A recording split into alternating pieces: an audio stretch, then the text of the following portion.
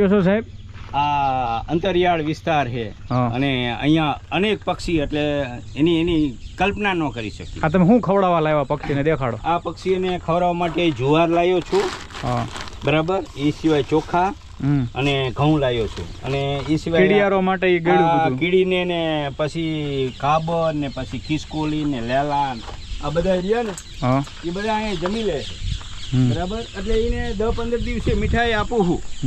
મારી વાત આઝાદભાઈ, રેગ્યુલર મીઠાઈ આપીને તો એને નુકસાન થાય.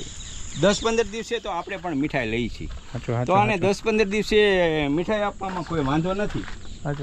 માણસ તો બસ એટલો જ વિચાર કરે છે કે બસ એને જે એનો ખાવાનો ખોરાક છે નહીં આપો. તો પણ અત્યારના જે આધુનિક યુગની અંદર આપણે જુઓ તો માણસો પાણીપુરીની લારીએ ઊભા જ હોય છે. પક્ષીઓને કંઈક જોઈએ ને, અને પક્ષીઓને પણ કંઈક જોઈએ ને. સાહેબ તમે આ બધું આ ડોલ છે એ હવે તમે શું કરશો એ કયો.